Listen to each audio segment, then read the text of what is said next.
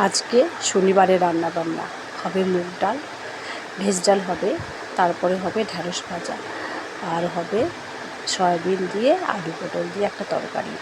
ঢ্যাঁড়স ভাজাটা আজকে আমি একটু অন্যরকমভাবে করবো।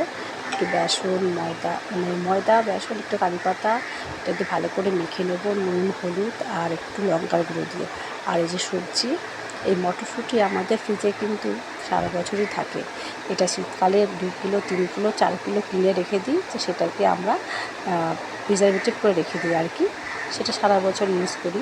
আর এই যে কারি পাতা দিয়ে ভালো করে এই যে ঢ্যাঁড়সটা আজকে একটু কাটিংটা অন্যরকমভাবে করলাম।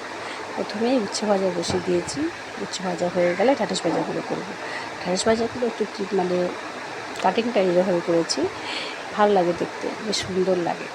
খাবারের থেকে খাবারের সৌন্দর্যটা বেশি আকর্ষণ করে। দেখবে কালারফুল খাবার বা কাটিংটা ভীষণ সুন্দর হলে মানুষকে ভীষণ আকর্ষণ করে সেই সব জিনিসগুলো। আর এই যে এখানে হচ্ছে আলু পটল আর সয়াবিন দিয়ে কষা কষা তরকারি, আর আমার ভেজ ডাল তো হয়ে গেছে, ফোড়ন দিয়ে দিয়েছি।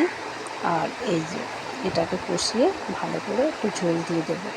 একটু সয়াবিন দিয়েছি কারণ বড়ো ছেলে খেতে ভালোবাসে, আর পটল দিয়েছি শাশুড়ি মায়ের জন্য, সয়াবিন খাবে না, তো দুটোই মেনটেন করলাম। আর এই যে ভেজ ডালটা হয়ে গেছে, এবার ছোটো ছেলেকে খেতে দিয়ে দিচ্ছি। তো সবাইকে জানাচ্ছি শুভ দুপুরে অনেক অনেক শুভেচ্ছা, শুভকামনা। ভালো থাকবেন সবাই, সুস্থ থাকবেন। আর আমার এই ভিডিওটা কেমন লাগবে